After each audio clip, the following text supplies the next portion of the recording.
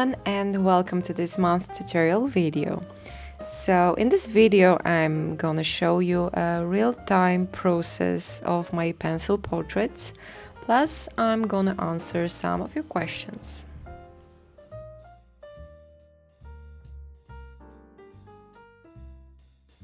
I'm starting with a sketch of a face seen from profile because that's my way of warming up before starting an actual more difficult drawing.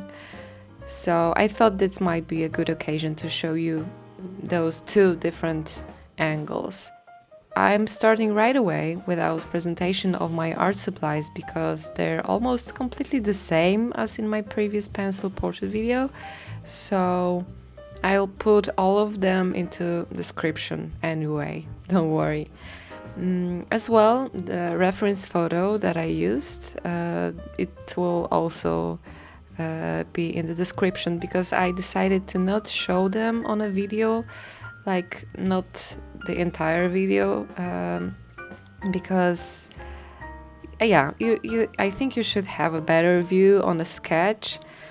But of course, if you prefer the other way, just let me know. So the reason why I like drawing portraits from a profile and why I find them easier is probably because I don't have to find a symmetry there. I can just draw a central face line as it was some kind of a ribbon with proper curves. So in some areas it's a straight line and in some it just turns around, and in my head I divide the ribbon into parts. For example, I try to see and understand how long is the line that shows forehead and how it is angled and how close is it to be vertical. Then I do the same with the line between eyebrows and nose, then a nose line, and is it straight or has additional curves? Okay, so then the line turns again and I draw the line under the nose. And at the same time, I try to see what's around those features on the reference. So for example, if you drew a vertical line, the side of the nose would be in the same position as side of the eye, and it would be close to chin. So I imagine a grid that some artists draw on their references to measure them. So yeah, I kind of see vertical and horizontal guidelines in my head, and yeah, that helps me to estimate where the features should be placed, what are the distances between them. And yeah, it happens pretty fast because I did it a million times, so don't feel bad if it causes you any problems, because for example, I always had problems with front side view, and to be honest, I started to like this angle pretty recently. It's not like the profile is the easiest view for everyone. It's just what I like to do. So as usual, I'm using HB pencil. First I did a quick, very light, almost invisible sketch, and then I add like a next layer with the same pencil, but I push it stronger. Yeah, this paper of this Artisa sketchbook, mixed media sketchbook, is pretty textured, so yeah, even HB, even hard pencils are visible on it.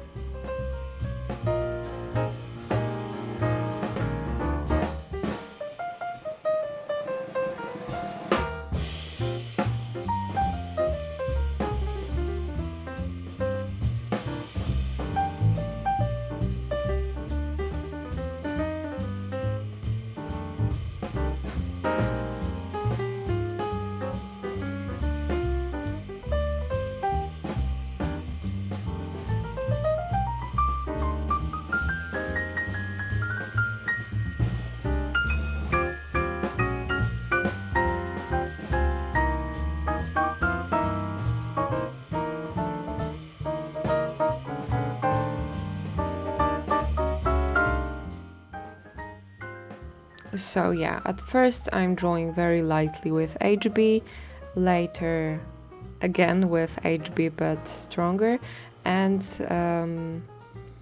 at the end, maybe not at the end because sometimes I use more, but later I use mechanical pencil with a 2B lead because this textured paper will get, will make your lines from traditional pencil pretty blurry, blurred lines as in the song.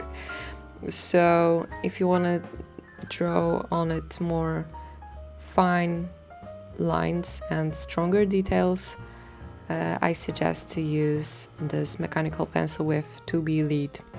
That's what I use, at least. And yeah, I can draw with it like dark eyelashes and details like this, but also hatching. Yeah, it's pretty precise. So let's go through your questions while I draw this portrait. Before we start, I want to apologize for any mispronounced names. We are all from different countries, so I'll probably make some mistakes, but I'll try my best. So, Zuo asks, could we have one more time of colored pencil portrait tutorial videos? And the answer is, of course, I'm still learning. I'm a rookie in terms of colored pencils, so I have like 10 portraits maybe. So sure, if you want, I can record another one. Another question from Michael Naharo. How can I improve the portraits and achieve more similarity with the reference? How to keep the proportions when drawing it? What advice could you give me to improve in these aspects? So you're not gonna like it, but with practice, sorry. Okay, I will tell you more tips, but yeah, practice is, I think, very important. And yeah, I don't like this advice as well, but yeah, that's how it works. I have a lot of questions in my DMs. They're like, if I'll become your Patreon, will I draw like you? And I never know how to respond to that because, it depends on you, I can only show you the door and how I use them, and you need to practice walking through them by yourself, Yeah. Do you know which movie I'm paraphrasing?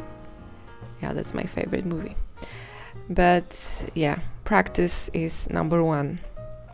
And number two, I would say learn the general rules, even simplified rules like in toon style doodles, because yeah, they are usually the same but simplified. So you don't have to like study anatomy, but you need to study the basic rules like proportions, because we are all of course different, but there are some general rules that will help you to draw many different portraits. So for example, dividing a face into thirds, or proportions of ears, where they are placed, like on the eyebrow line and the nose line, right? Or that eyelids have their thickness. So there are many rules that you can remember and use them in drawing many different portraits to make them more realistic. Another tip would be try to see with the grid, as I do. try to imagine vertical and horizontal lines and which features would touch them in which places. I don't know if that's an easy way, because I do it kind of automatically. I didn't even realize that I do it, but I think, yeah, it's worth trying. Another tip would be focus on the proper shapes of the features. It can be even more important than actual proportions if you want to show the similarity, because of course proportions are very important, but sometimes if you draw like eyes closer to the lips, it won't matter if all the features will have proper shapes. So yeah, I hope that helps. Another tip would be take breaks, step away from a drawing, take a photo of your picture and flip it horizontally, see your drawing the next day. I often do it. I don't like to share my art the same day I drew something, because next day I will always see many mistakes. So yeah, see your drawing with a pair of fresh eyes, because you can be your best teacher and best you can give yourself a best critique, because yeah, it's you and you have your taste and you know what you like. And yeah, just try to see your picture with fresh eyes. Don't rush. Okay, another tip, is pretty controversial maybe. So trace pictures, trace references. I mean, not to draw like final drawings, but to practice, okay? I know many people will tell you it's cheating, but no, it's not. Because if it works and it helps you to learn, it's not cheating. So it can be a good tool to learn if you use it, just from time to time to check something, to practice. And it can learn your hand and your mind, the proper distances, proper shapes, stuff like this. So it will be like a muscle memory. And then after tracing a picture, you can use your traced drawing as your simplified reference, and you can draw by looking at it. I know it might sound weird, but yeah, if you're a beginner, and yeah, it might be very insightful for your learning process. And I don't think it's cheating. If it's helpful and it works and you can learn from it and you don't use it like all the time, it's good. Okay, so last thing would be practice quick sketches. For example, the 100 Heads challenge. I mean, there are things that you need to repeat and repeat and repeat many times. And yeah, you will create the muscle memory and you will learn the rules. And yeah, and it will stay with you. So just try to find time to practice a lot.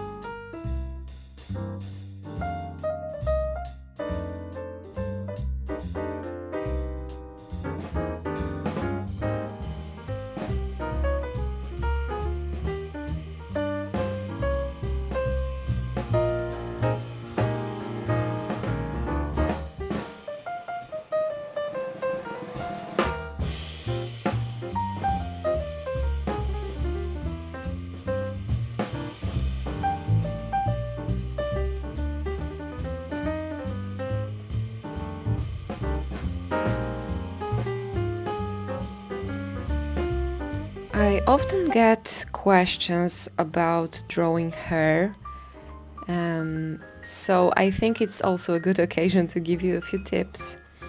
So the most common mistake I can see in drawing hair is drawing too much of them, too many of them. I don't know, too many probably, because there are too many details very often.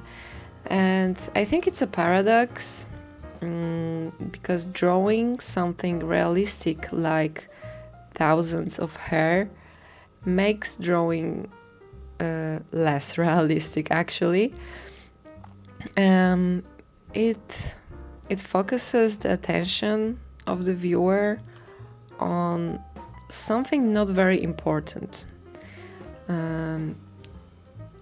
I'm a fan of simplifying, and I'm trying to draw kind of like impression of the hair as a group, as one object. So to show realistic hair, you can use just a few lines, to be honest, just few accurate lines. Second tip about hair is not to use regular contours. I'm explaining it in one of the art guides from this month, and there are many ways to show borders and lines without actually drawing the common coloring book contours. So yeah, hair is a good example to just not use those closed shapes. Another thing is that I often draw hair by drawing it at roots and at endings.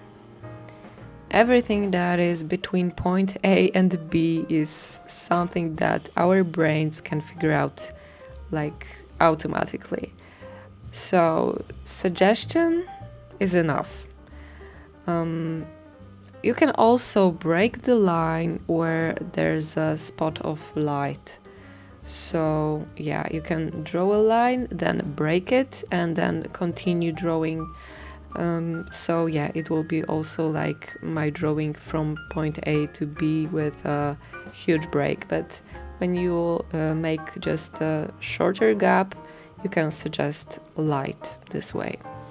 So another thing, if I want to shade hair, I often do it in a simple way by hatching in 90 degrees. So it shows not only darker parts, but also emphasizes a form and planes of the head. Another thing is that lines communicate the feeling of how we understand what we see. So if you want to draw curly hair, draw spiral lines, of course. If you want to show smooth, silky hair, your lines must be smooth as well. And yeah, avoid drawing wibbly on certain lines, because unless you want to draw like fuzzy hair. So yeah, lines can explain what we see. It's a simplest way of expression.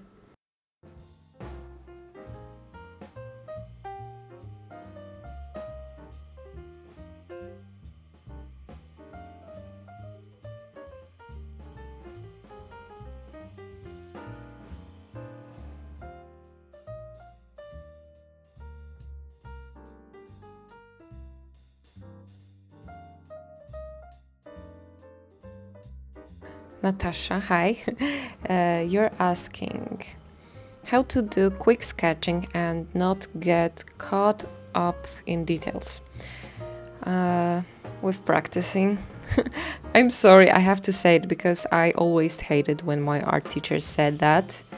But yeah, practice is just, you just have to be brave and practice. But to be honest, I don't think quick sketches helped me to do more quick sketches. Yeah, it's another paradox, I think. Most of all, I think I got much more confident with drawing detailed portraits and analyzing stuff. It made me understand more, and then when I started the 100 Heads challenge, I could think and draw much quicker because this knowledge was already in my head. This basic knowledge, but yeah, it was in my head. So with practicing slow drawings and then a series of quick sketches, I think, because if you will be more comfortable with your drawing and you will learn to simplify because you will understand those rules and everything, you will be able to just make decisions quicker, faster. Another thing I would say is to focus on what you feel the face looks like or the hair looks like. So you can even squint your eyes to see less details, to not get distracted. And then you can try to show the blurry, simplified thing that you can see with those squint eyes, without thinking nose, lips, hair, just with simplified, abstract shapes. I think you can do it. Just, you need to believe in yourself.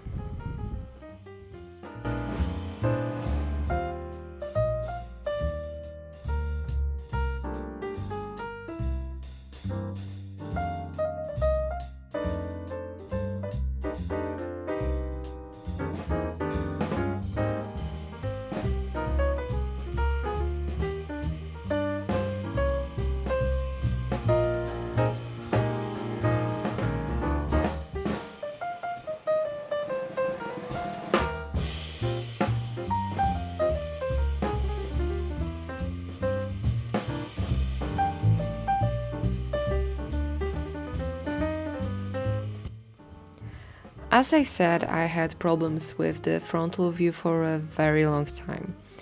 I had problems with jawline, and I still do very often, and with the symmetry, mostly with the eyes. And the process of drawing is the same as in profile view. I start with light sketch and general areas to use darker, more accurate lines later.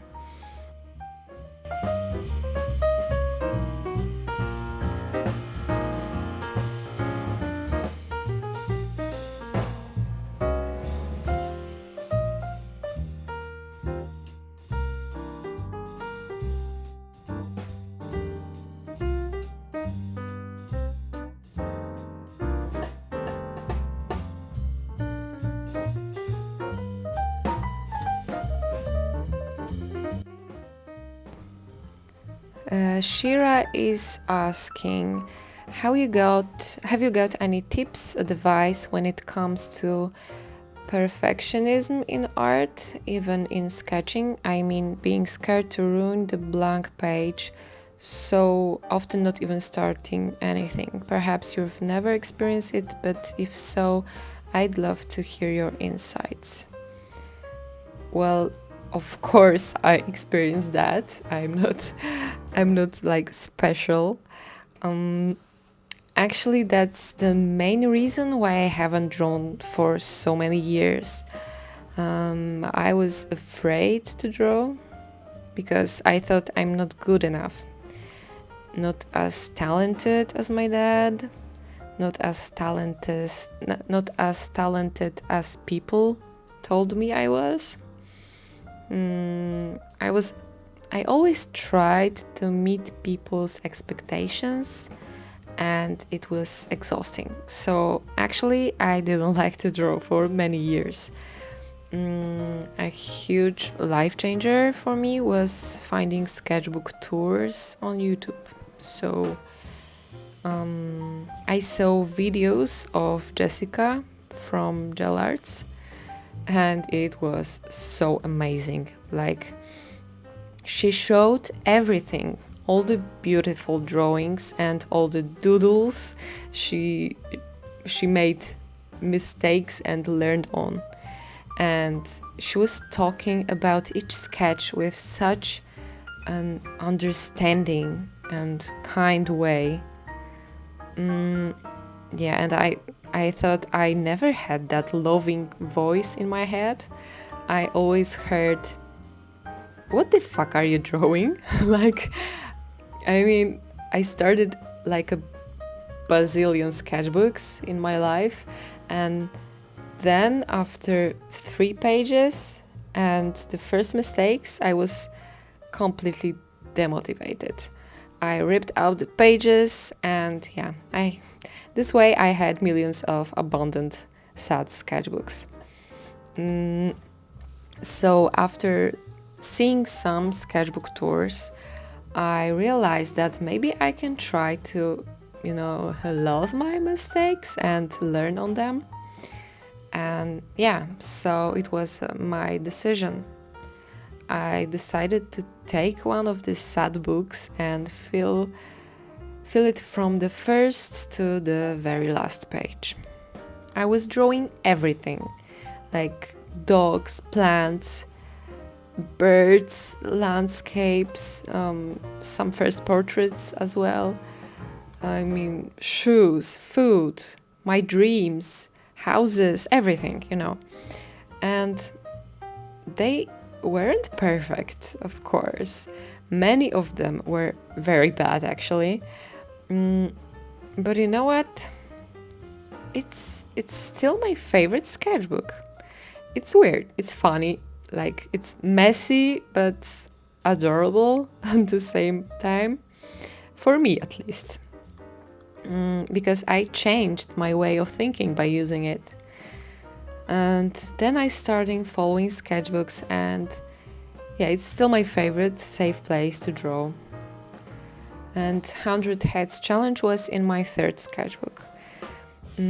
So yeah, my main tip would be to keep a sketchbook and love your messy, weird drawings as they were some kind of adorable, ugly puppies.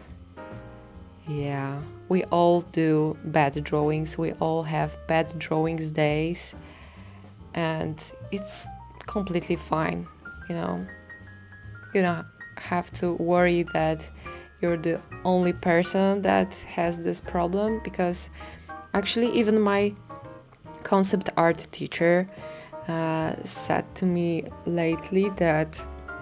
to us actually, that he also feels demotivated sometimes, like when he goes to ArtStation and he sees all these wonderful artists and he feels like burned out, and he is like very experienced and skilled artist. He works in this amazing company doing concept art, and yeah, we all feel this way sometimes. We are all afraid of starting something new because we're afraid that we're going to fail.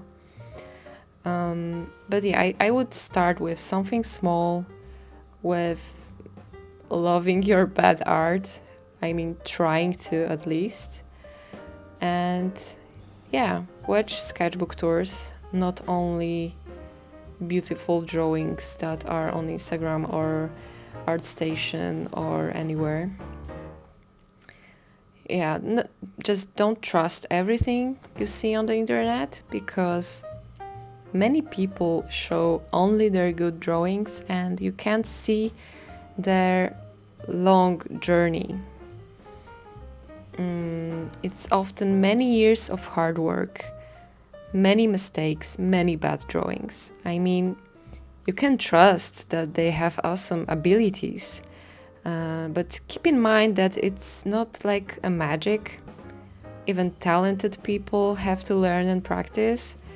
Yeah, and we all have bad drawing days. I can do here a sketchbook tour if you want. you would see many of my ugly drawings. So yeah, let me know.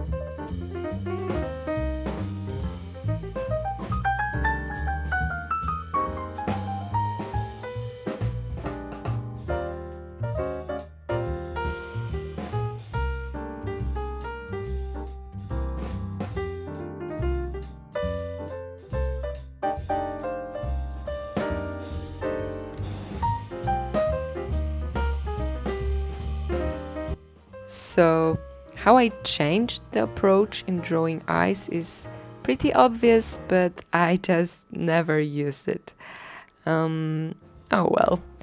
So, yeah, I'm learning as everyone. So, what I'm doing now is that I draw two eyes kinda at the same time. I don't draw one eye and then match the second one to it. I draw two delicate, subtle, I want to say symmetrical shapes, and then I slowly adjust them both to look the same. For me, it was a huge change. I still struggle with the jawline and I draw faces too wide, but yeah, I'm working on it. But the eyes, yeah, you should draw them like two at once.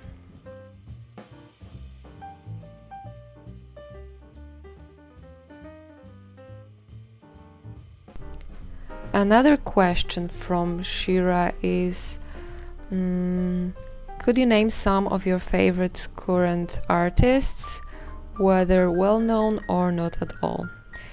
Of course. Thank you. That's a very good question. Okay, so one would be my dad, of course. You can see some of his drawings in my last Instagram post.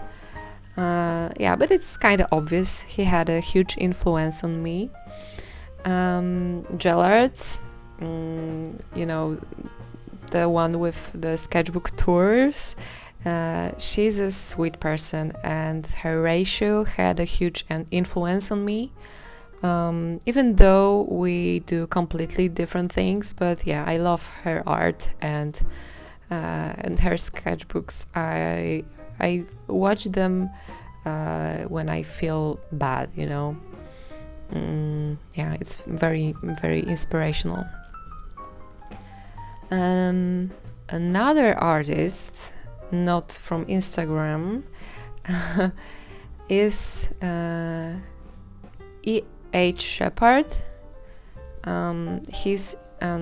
He was an English artist and an author of original Winnie the Pooh illustrations.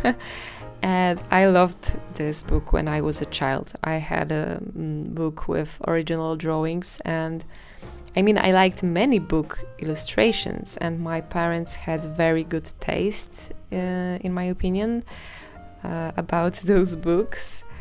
But these drawings were kind of special to me. I loved that they were simple and drawn with just few lines, but they showed so much, even when they were in black and white. I think I tried to do it as well, to simplify drawings this way, just to use few necessary lines. I mean, maybe not in those drawings, but in my quick sketches and in my art in general. And again, we draw different stuff. I mean, I draw different stuff than he did, but I can feel he influenced me in a way. And another author of children's books that I like and admire was Beatrix Potter. You probably know her art, but if not, check it out. She created many beautiful, adorable illustrations and stories.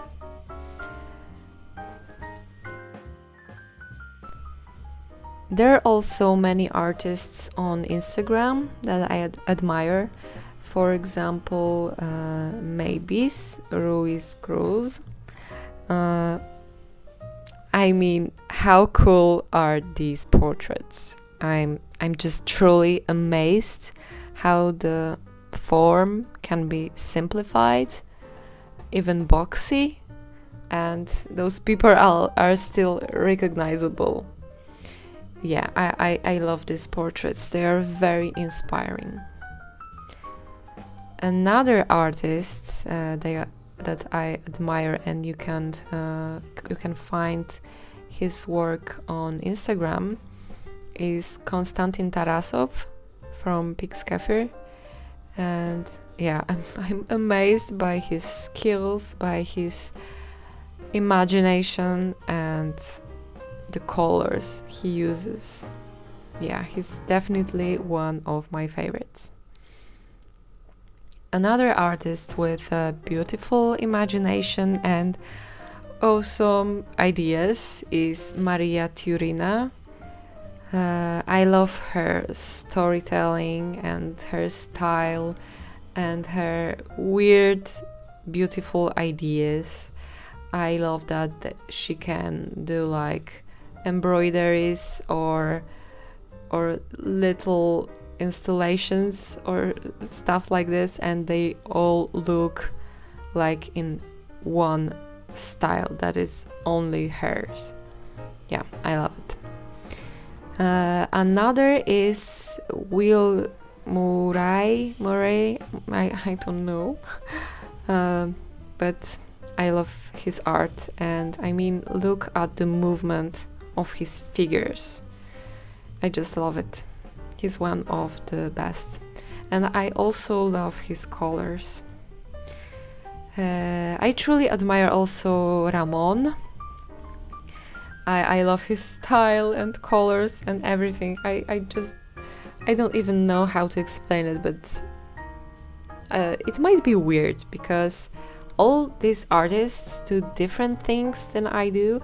I mean, some of them do portraits, but in a different way than I do it. It's pretty confusing for me either, yeah. I don't know why I'm mostly inspired by people that are so different than I am. Maybe I'm still not ready to appreciate my work and my style, I don't know. Or maybe it's natural that I'm inspired by the things that I can't do. I don't know. So that's all your questions. You said also you would like to learn more about caricatures, so of course I can do a guide or a short video about it. It's not a problem. And yeah, July will be a very busy month for me because I'm going to Spain for a week, and it's not a vacation. I'm going to go there on business, and yeah, I'll have to squeeze time somehow to give you valuable content here. I hope I'll be able to manage it. Yeah, it will be a very difficult month for me. Okay, so let's go back to my drawing. I'm not gonna talk anymore, I'll just focus on this drawing. So if you wanna like speed it up to the end, then no problem. But if you want to watch the real-time process, here it is. Okay, so see you at the end.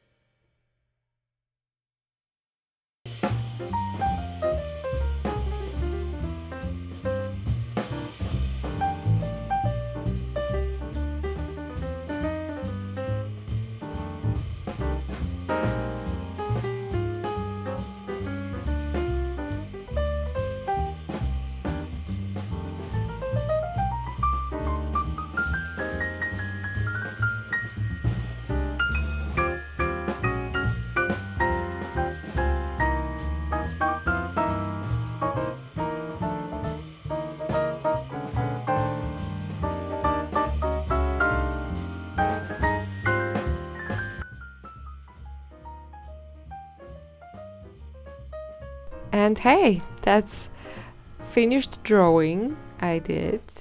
Just final touches with a pair of fresh eyes because I had to take a break to see if everything is okay. I improved hat a little bit to separate those two sketches from each other, to not, show one head growing from another one. So I think it's more like one behind another right now. I hope so. And yeah, let me know what you think. Thank you so much for watching, and see you in my next video. Bye!